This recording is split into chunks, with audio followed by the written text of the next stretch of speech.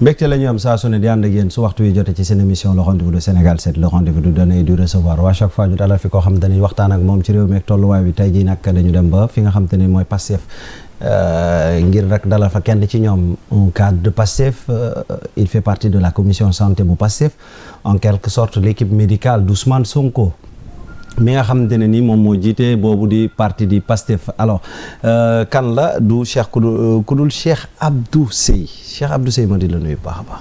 waaw maa ngi lay fay sama frère donc dem contenté tey bokk ak yow plateau bi fii ci Sénégal 7. merci beaucoup en tout cas c'est un plaisir ñu dalal la actualité bi li ci gën a fës bokk na ci ne tey jii nii. Ayib Daffé dem na ci fi nga xamante ne nii moom mooy ca makkaanu DGE direction générale des élections lan pour récupérer fiche ou parrainage bu Ousmane Sonko waaye dañ ko mel ni dañ ko téye ci bunt bi alors en tant que bokk ci Pastef lan mooy seen réaction par rapport à ça. waaw tey nag bon li nga xam ni mooy actualité du jour. nekk na loo xam ni xaw nañu bett quand même. parce que bu yàlla defee Ousmane Sonko. defoon appel ci radiation dans au niveau des listes électorales mu dem def au niveau du tribunal de Ziguinchor appel yàlla may ko ci ndam juge bi wax ni mën nañu dem jëli seen fiche parrainage ba pare ordonné ki nga xam ni ci wàllu état moo yor wàllu muy DGE donc su yàlla defee loolu xew mandataire bi Ayib Daffé tey mu présenté wu DGE déjà le premier problème mooy xeetu bundu xatal bi nga xam ne wax na ko dund na ko ci buntu ba donc quelqu'un qui est connu dans ce pays avant tout c'est un député donc à l'Assemblée nationale ñëwoon doon jël si carte fiche parrainage u candidat ñu ko déjà mënoo dugg dañ lay annoncer ça sax mën nañ ko comprendre c'est normal administration yëpp ñaare boo demee dañ lay annoncer mais ñoom xamoon nañ ni day ñëw li tax xamoon nañ ko mooy foofu yëpp barricade nañ ko donc xamoon nañ ne kenn ku bokk ci Ousmane Sonko dina fa jaar donc barricade foofu moom moo tax oui c'est un message fort vous savez Macky Sall ak gouvernement je peux dire ñi mu àndal dañoo créer li ñuy wax mën naa ko tuddee noonu sonkophobie boo demee oui sonkophobie boo demee ay at ci ginnaaw daanaka dans le débat en France tu entendais islamophobie des trucs comme ça mais aujourd'hui Sonko est tellement diabolisé au point que il développe une sonkophobie boo xam ni c'est manifeste partout dans les administrations radiation dans la fonction publique radiation sur les listes électorales lépp daal sur tous les terrains vraiment da ngay gis ni ñii ils ont un problème avec Ousmane Sonko.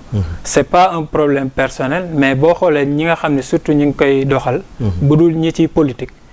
ñooñu ñëpp daanaka dañuy bëgg a sàmm seen bopp ak seen liggéey ak yu demee noonu. mais Cheikh Abdou su ma revenir un peu ci li nga xamante ne ni moom mooy temps bi ñu war a am pour collecter des parrainages est-ce que temps bi nekkul di jouer contre Ousmane Sonko.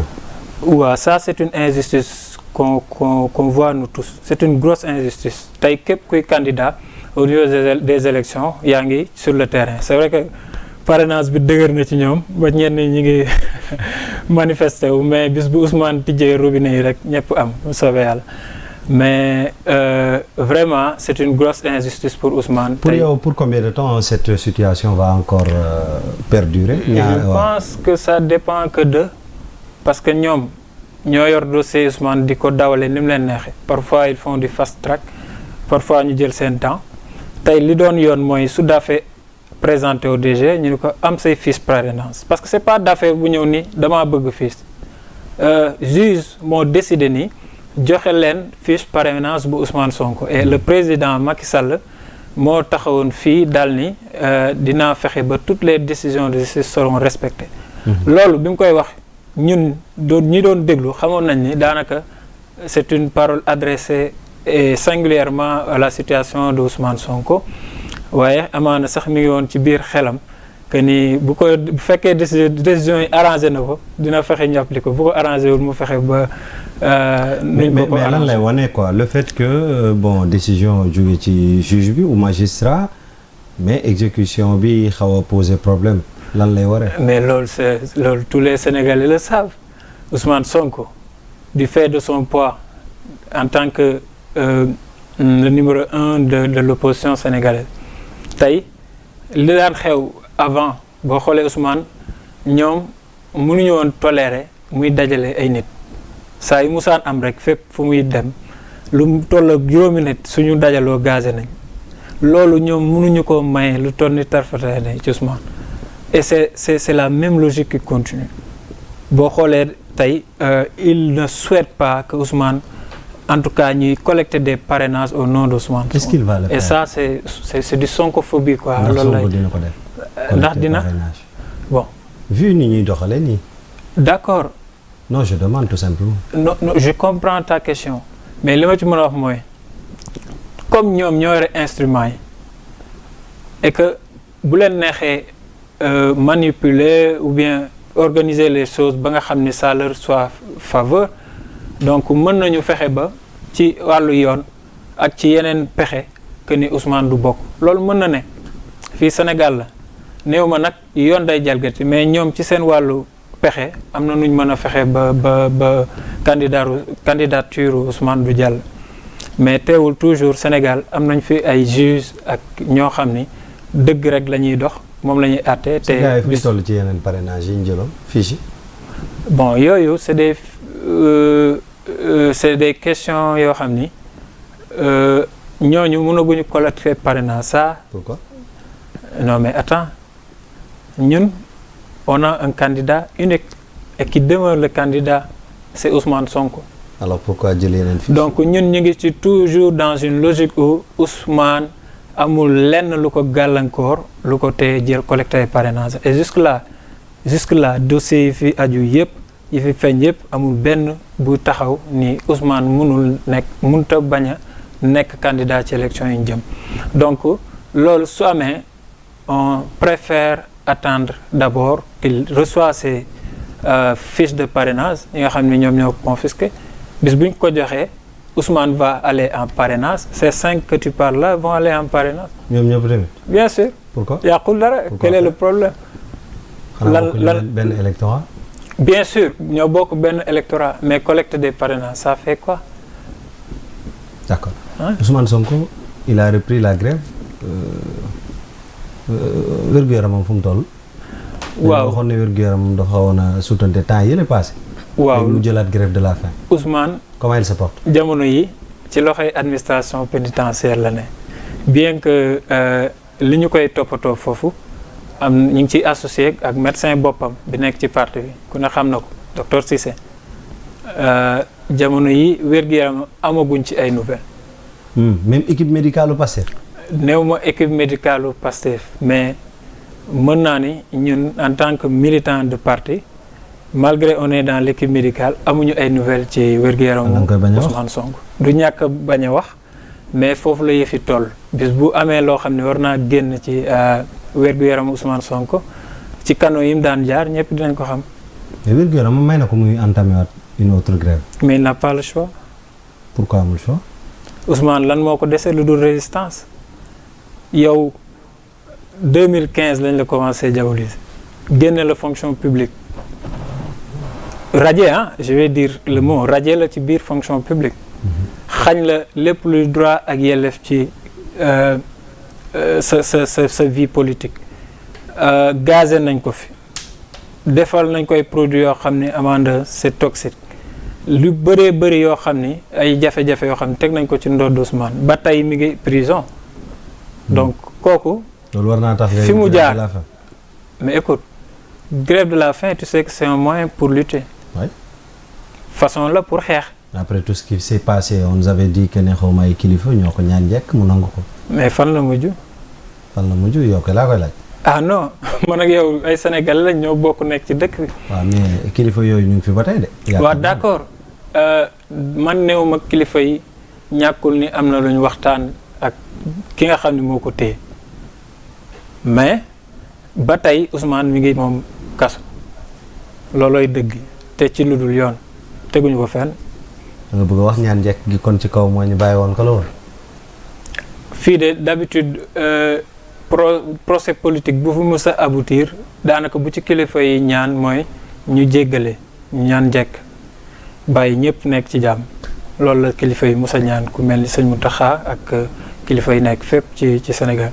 kon bii moom lañ ko ñaanoon moom ak kilifa gi. moom bàyyil grève bi kilifa gi bàyyi ko tamit. mais moom bàyyi na. kilifa gi ba mu ko ñaanee. bàyyi na. loolu kay yow sénégalais nga ñoo bokk. man de loolu laa gisoon. bàyyi na mais tey mooy li may wax rek Ousmane ku ko gën a gore amul réew mi ku gën a gore Ousmane Sonko jafe naa gis. boo xoolee ba muy njëkk grève de la faim. maanaam ñëpp ñoo xam ni ñi ngi woon ci prison yi bi ñu déggee ni Ousmane daa nekk ci grève de la faim ñoom ñëpp dañ ciy jàpp dañ koy jàppale ñoom ñëpp nag ñu dem ba moom lépp jeex épisode boobu jeex na am suñu mbokk yoo xam ne ñi ngi ci camp pénal bu Liberté 6 nekk ci condition yu doy waar ñoom it ñu am tàmme seen xiifal ci xiifal boobu la Ousmane ni dama leen di jàppale évoqué na raison yëpp il a publié sur sa page donc loolu moo waral mu duggaat ci grève de la faim loolu rek la résistance moo ko desee ca fa mu ne amul beneen moyen amul kenn koo xam ni tey yaa ngi ci en tout cas ci lu ñu mën a gis yaa ngi dox ay jéego pour que situation d'injustice bi ñu ko dugal mu mën cee génn mën a bokk ci ay élection ci jàmm ak salaam lu yàlla def muy loolu. Alors en parlant de ça on a vu également récemment ci Assemblée nationale Yewwi Askan Wi ni mu composé woo daal di tas waa taxaw génn ci yéen complètement Yewwi Askan Wi je rappelle Pastef am na ci part bu rëy ci biir rawatina sax ci Assemblée nationale alors lan lay wane ne Pastef dafa bëgg a dem moom dong seul ou bien li ndaxte gis nañu waa taxawu di yuuxu trahison foofu est-ce que mën nañoo wax ne trahison am na fa ak également ndax Pastef dafa bëgg a dem moom tamit moom dong cavalier seul je veux dire. mais loolu mais Pastef nan la bëgg a demee cavalier seul xam nga Pastef moo nekkoon ci au cœur de la constitution de Yewwi Askan Wi Pastef notamment Ousmane Sonko dox na ci jéego yu ama am solo ci loolu mais kooku tey bu ñu nee dafa bëgg a dem seul loolu ça ne colle pas à la logique. waa taxaw ñoo ko wax de du samay kàddu. non taxawu dafa nekk situation bu compliquée taxawu def na li muy def moo doon nag Yewwi doxal la mu doxal ci suuf dégg nga baat ak ñoom seen allié taxawu lañ doon waxtaanee ñoo ko doon waxtaanee ci suuf bali xew ñoom bokk rek lañ bëggoon. nee na dara ump seen yoon nekkul woon ci contrat du groupe. nee na dara ump leen ci. non c'est-à-dire lépp lu mu def rencontre baag yëpp Ousmane Sonko di jotoon. non loolu wax la rek. xamoon na ko mani la wax la rek pour se justifier gis nga fii ñu def ay tojaange yëpp après il se justifie lu leer laa la wax boo xoolee tey ñi nekk ci nguur gi lépp lu ñu leen mës a accuser il se justifie donc Bart c'est normal qu'il se justifie mais Sénégalais yëpp xam nañ ni li ci ñaaw seen côté la ñëw mais Ousmane deful lu dul xañ njabootam xañ ay waa këram ak yëpp. jox leen ci lépp lu ñu soxla gis nga tey bu ñu demee ba baaxle li njëkk a def à la mairie de Dakar ils ont expulsé un de nous donc comment dañ ko expulsé parce que li loi bi wax rek la ñu adopté. waaw mais xam nga loolu mënoon na am neneen nuñ ko defee. c'est-à-dire que il pouvait le faire d'une manière boo xam ni ñun daf ñuy yaay ni ñii ils veulent simplement appliquer la loi boo xoolee ci ginnaaw gisoon nga ni Barthélémy waxoon na ci loolu il avait défié li ñu doon wax par rapport à la constitution du bureau de Dakar donc il avait défié publiquement pour te dire leur parole change leur parole évolue en fonction de leurs intérêts du moment loolu rek a fi ne ils voulaient simplement se débarrasser de Pastef au niveau de la collectivité et que ils ont réussi à le faire donc loolu moo xew ci diggante taxawu. côté assemblée waaw kon yéen da ngeen a fayu. côté assemblée da ngeen a fayu non du fayu. raison pour laquelle ils ont parlé de trahison. amaana le terme trahison devait venir de Yewwi. pourquoi comment. mais attends kan moo def loo xam ni tegg na sartu Yewwi Askan Wi en premier. Kan moo ko def. c'est Taxawu. ñoom ñoo duggoon ci loo xam ni en fait ils le faisaient contre Yewwi. Ils en ont vu que leurs intérêts, ils ont réussi. Donc su traite di am ñoom la ñuy wax traite. mais nee nañ dàq bi ngeen leen dàq tegu leen ko fenn la manière yaa ngi doon wax sànq la manière bi ñu dàq Abass Fall mais ñoom tamit la manière bi ngeen leen dàqee nee nañ tegu leen ko fenn. non te en plus lors des réunions convié too leen waa Taxawu. gëw ma ni dañ leen dàq comme ça pour les expulser comme ça quoi man li ma gëm mooy Taxawu tey Yewwi perd plus ci bu leen ñàkkee que bu leen amee. comment. non tu sais au niveau de l'Assemblée gis nga tey on a perdu des postes au niveau du bureau de l'Assemblée. Oui. Pourquoi? Parce qu'on s'est affaibli. Oui. Tu vois mais ça man je ne suis pas dans le fond des choses nekkuma ci la xew lépp biir Assemblée ba tax ñu dem. mais li wér te wóor mooy c'est pas une histoire de les expulser de Yewwi mais eux-mêmes ils se sont expulsés gis nga tey. nit ki sa digganteeg nit même yow sa biir kër am na noo doon doxaleeg sa soxna am na loo xam tey boo ko waxoon sax mënatu leen continuer wala boog jëf joo xam ne boo ko defoon sa patron c'est fini mënatu leen continuer. mais xam nga tamit bëñ ak làmmiñ ñu dëkk waaye teewul des fois ñu màttante ba gaañante. d'accord mais man mënuma comprendre ngeen ànd bu neexoon ngeen jëkk ba tey ji nii ngeen naan tàqali ko Taxawu sax moo gën a baax que ñu ànd ak moom. loolu day mel ni lu xaw a rëy. non li ma expliqué li ma lay leeralal foofu kay ni mooy biir assemblée si on perd Taxawu comme on l'a perdu. da ngeen di ñàkk c'est des postes perdus. oui. yaa ngi dégg. waaw mais ànd ak moom foofu moo gën de ci législature bi ñu nekk nii. je pense que ñi nga xam ne ñoom la fa Ousmane yebal ils sont assez matures politiquement pour analyser situation bi. waaw non c'est que xam nga foofu noonu. parce que wax du la fa génne. day am foo xam vote lay nekk benn nit rek ngay nekk benn voix rek ngay am.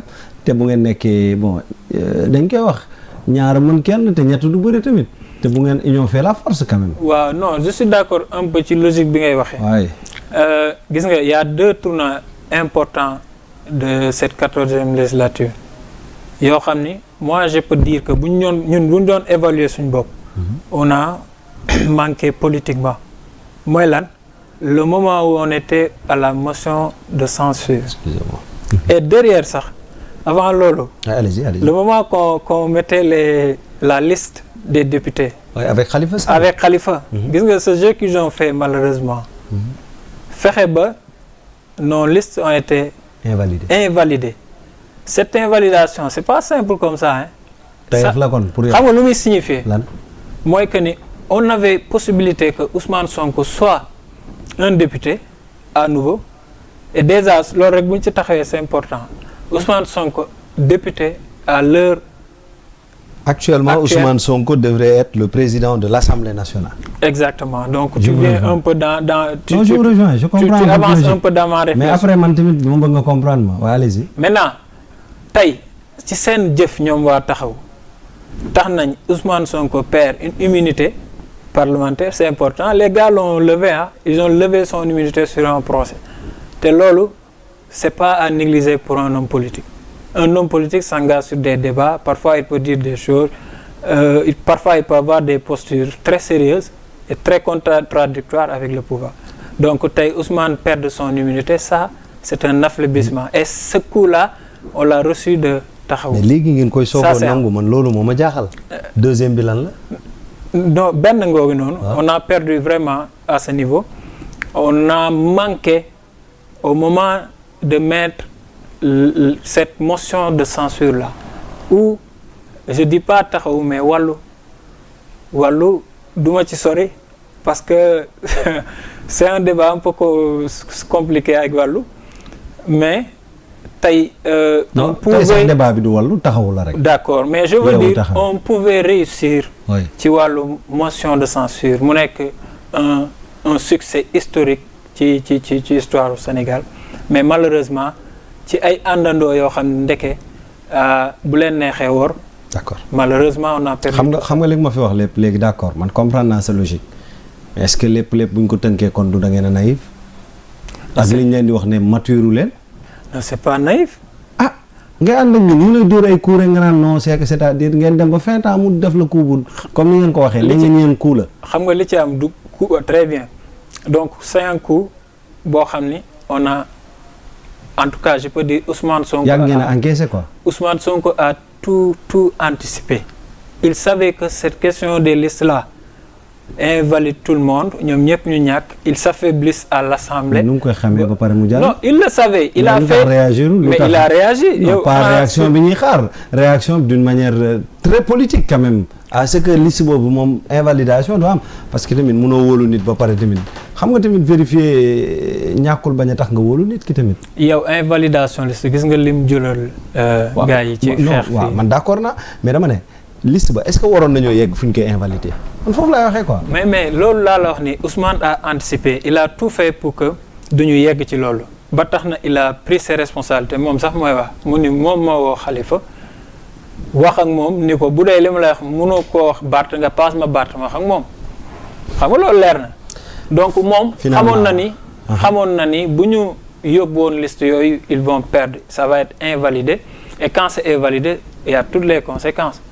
gis nga li mu indi ci chamboulement. Finalement c'est qui le perdant yéen la de. non on est le perdant mais on est ceux qui apprennent des leçons c'est ça. kon léegi mature nga. non c'était pas une question d'immaturité c'est de la trahison mon cher. ah man de. xam nga lan mooy. waaw man d'accord naa mu nekk trahison mais dama ne yéen seen côté moom. xam nga lan mooy immaturité soo ma naan expérience on a gagné de l'expérience. immaturité mooy nga seq nit loo xam ni.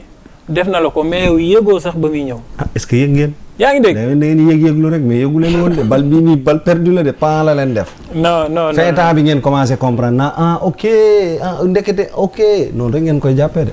non je crois que Ousmane lam ca waroon def lépp def na ko. li des nag nit ak jikkoom. kenn mënu ci dara mooy sànq li ma waxoon rek damay genre ñëwaat ci affaire bi finalement taxawu dem fee Yewwi Wallu dem fële keneen ak keneen ku nekk tasaaroo à qui profite cette division. au pouvoir en place. ah jeexal kon nag est-ce que du combat bi da ngeen ko perdre d'avance. non rien n'est perdu xam nga li am solo pour un homme politique. c'est de rester constant dans sa logique mais aussi c'est quoi c'est de rester constant avec ce qu'on a tey au niveau de Yewwi ou Pastef ba tey ñàkkuñu li ñu amoon suñu digg ak sénégalais yi. Ousmane ak sénégalais yi. defagu leen mbaa waxagu leen lu tax sénégalais yi di ko ŋàññi wala weddi ko tey ñi ci def le camp adverse ñoom ñi doon def seen jeu yooyu yëpp moo xam wàllu truc tey ñoom ils souffrent avec le parrainage ils ont des difficultés à collecter des parrainages donc pour te dire nous on perd rien c'est eux qui perdent parrainage boobu noonu est-ce que du ngeen jug rek nekk ci soobu ci rek buñ jotee fii si rek bu soobee yàlla mais avant fii est-ce que du ngeen commencer sax collecter à votre manière. ah non pourquoi collecter. xam ne temps bi xaaru leen de waxoon naa la ko sànq beneen bi mooy du côté de la présidentielle ñu ngi ciy dem bientôt ñu boucler lii di phase parrainage yi soobu ci nag wax kan mooy soobu directement ne moom moo war a nekk ci candidat à l'élection mais bu ñuy wax candidat on a la mouvance présidentielle. bi wax ne pratiquement moom. képp kuy adversaire taxaw ci kanamam parewul amul chance fu ñu teg loolu. ñoom déjà je doute que ni amaguñ candidat. ah Amadou Ba mooy seen candidat de nee nañ. Amadou Ba je vais te dire une chose. allez-y. gis nga Sénégal c'est un pays un peu particulier Sénégal mënoo su fee nekk président noonu quoi genre dañ la benn nit moo la kii quoi tànn comme ça askan wi dañ lay tànn c'est pas comme ça. Amadou Ba malheureusement c'est quelqu'un qui ne s'est pas suffisamment socialisé avec les Sénégalais. est-ce que xam nga li may wax. tey par exemple dans le camp de Benno. boo xoolee ku mel ni par exemple Matar Ba. ça c'est quelqu'un qui a quand même un contact quoi benn affinité avec la jeunesse. une certaine jeunesse du pays quoi. bien qu'il a été ministre des sports et tout. nga jël keneen ku mel ni Maître El Hadji Diouf par exemple lui on connaît un peu ses goûts ses façons de faire xam nga un peu son état d'esprit quoi en quelque sorte. Mais Amadou Ba c'est quelqu'un qui les Sénégalais c'est difficile ñun la lii mooy son état d'esprit. Et ci loolu da ngay gis rek yàggul dara qu'est-ce qu'il a dit si je gagne il a dit au président Macky si je gagne tu continues à gouverner ce pays. Ça c'est quoi? Ça c'est pas un candidat à la présidentielle. C'est exactement son état d'esprit lui mooy yow laa fi nekkal. Mais est-ce que boo ko yóbbee moom peut-être fi mu ko waxee mënoo ko nangul. n'est-ce que nangulee. un Birame Souleye Diop bu taxawoon ne man su ma nekkee di diriger ce pays c'est Ousmane Sonko qui dirige ce pays. Non ça c'est un état d'esprit dama ni. Ah waaw. Gis nga au niveau de Pastef on a tous une vision commune benn cadre commun boo xam ne ci la ñu liggéey mooy c'est le projet Pastef. Tey ku mel ni Birame tey bu nekkaloon fi Sonko c'est le projet Pastef mooy cadre de référence. Mais c'est Sonko qui continue à gouverner. Non, pas bon qui va gouverner. Pas plutôt. Forcément. Non, je veux juste dire que un candidat à la présidentielle. Par exemple, Birame bu waxoon ni moi si je serais candidat c'est Sonko. Je ne sais pas. Ça c'est juste des déclarations. Est-ce que ça a une valeur? Là on attend un candidat à la présidentielle mooy mu ñëw ñu xam état d'esprit fan la toll par rapport ak li nga xam ni moo urgent ci réew mi. Xëy ndaw ñi mooy cadre de vie mooy économie bi nga xam ni c'est trop concentré vers les entreprises et tout bis bu ne on parle de PIB qui monte alors que ça ne monte pas réellement si on touche au niveau de la population. Donc un état d'esprit d'un candidat à la présidentielle foofu lañ ko mën a mesurer sur tous les sujets qui intéressent aujourd'hui la nation. Mais pas sur des sujets orientés sur un homme. Donc Amadou Ba pour dire le candidat de Benno son état d'esprit c'est vraiment limité sur Macky Sall. Et vous avez espoir ci gouvernement bu bees bi nga xamante ne ni def nañ seen conseil des ministres bu njëkk pratiquement. Ça c'est quel gouvernement là? C'est le gouvernement de maintien ou quoi? Parce que je comprends pas le remaniement à quelques mois des élections. Pour faire quoi? Eux ils doivent partir, ils doivent plier bagages très bientôt dans 5 mois. Amul woon chance ñu dëggal amul woon benn cohérence ñu teg lii de loolu nga bëgg a wax. Qu'est-ce qui les justifie? Est-ce qu'ils ont des challenges qui les attendent quoi? Genre d'ici 5 mois. Eux ils ont 2 mandats. Maintenant dans 5 mois qu'est-ce qu'ils ont comme défi à faire à part des trucs politiques éliminer des candidats le plus grand opposant Ousmane Sonko soit outsider, c'est tout simplement leur. Et d'ailleurs si tu écoutes la déclaration au moment du motion de censure tu écoutes le discours d'Amadou Ba, qu'est-ce qu'il a dit? Il a dit nous avons un gouvernement d'action et de combat. C'est comme ça qu'il l'a dit, et de combat. Donc pour vous dire certes l'action c'est vraiment du maintien mais le combat est plus important pour eux, c'est faire en sorte que Ousmane Sonko du bokk. D'accord. En tout cas Cheikh Abdou peut-être ma bàyyi la rek lan ngay jeexale loo bëggoon ñu aborder ko te peut-être aborder wuñ ko nous en sommes à la fin de l'entretien. Oui li ma mën a waxaat rek mooy que ni c'est un peu corrélé à l'actualité internationale.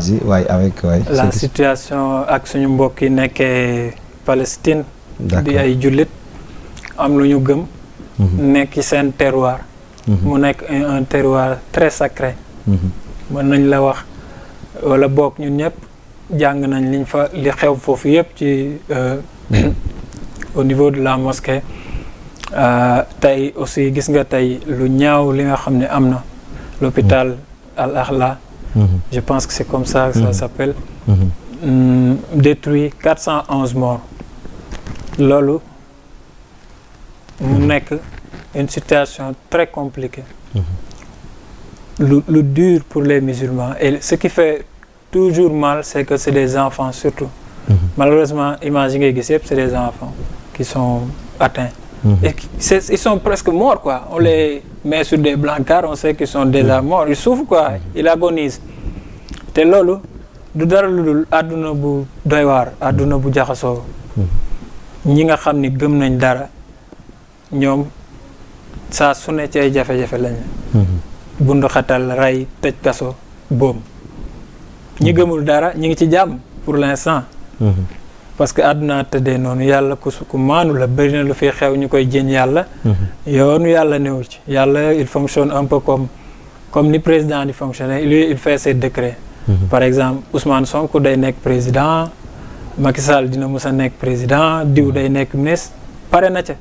li ci des diggante acteurs yi la.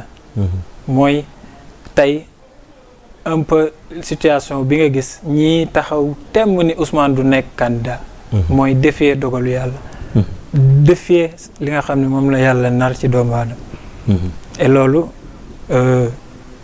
képp koo xam ne am nga ngëm waxuma ngay jullit parce que ngëm mën na dépasser frontière musulman. donc ñi nga xam ne musulman am na luñ gëm ñooñu ñëpp ils sont ciblés ils sont en tout cas en quelque sorte responsables moo tax mu baax nit ñi kilifa yi bu ñu fekkee kuy noot ay nit ñu taxaw àddu ci ni ko basta très tôt nag gis nga li am Sénégal problème yi ñu am nii ak xale yi nekk ci prison yeeg yooyu yëpp ak yi fi yàqu bu population bi teeloon a jël li ñuy wax la peur parce que peur lañ indi Macky malheureusement il a eu renforcé ses instruments de guerre et trucs pour que nit ñi ragal il suffisait que le peuple def 2 actions de masse yu sérieux ne nañu arrêté note bi foofu la lépp yam kaas du toj duñ dóor kenn du dee mais malheureusement population bi di seetaan ba yëf yi yegg foo xam ni tey gis nga conséquences au niveau de Gaza lii xew noonu communauté internationale waxu ci war na ci wax tey gis nga réewu julli di je pense que tu as vu en Turquie fépp foo xam ni ci Moyen-Orient bi ay jullit fa taxaw nañ ñaxtu ñun nag suñu réew ñoo ngi déglu baax li ci kanam raw li yàlla mën na def ñu yàlla dina def sutura incha allah Cheikh Abdou Seye jërëjëf merci à vous et à votre chaîne Sénégal 7. merci beaucoup en tout cas il fait partie de l'équipe médicale de PASTEF bu Ousmane Sonko en quelque sorte donc il est cadre de PASTEF bokk tamit ci commission santé moom Cheikh Abdou Seye tey moo nekkoon gan gi ci le rendez-vous de Sénégal 7 merci beaucoup ñu koy jaajëf bu baax a baax di gërëm bu baax a baax waa PASTEF di gërëm bu baax a baax waa Sénégal di gërëm bu baax a baax waa képp koo xam te ne yaa ngi doon ànd ak ñun rek ndaxte tey gan gi moo jóge PASTEF moo tax ñu leen di remercier ñoom ñëpp ci seen disponibilité. mention spéciale à toute l'équipe de la régie Ismaël Touti Massamba ñoom ñëpp ñu ngi leen di jaajëfal bu baax a baax cant ak gërëm ñeel na leen. Mesdames, Messieurs, demain, Inch'Allah, même heure sur le plateau, bon Dieu, ci un nouveau numéro de rendez-vous de Sénégal 7. Mais d'ici là, restez branchés, scotchés, jamais déconnectés sur sénégal7.com. Merci et au revoir.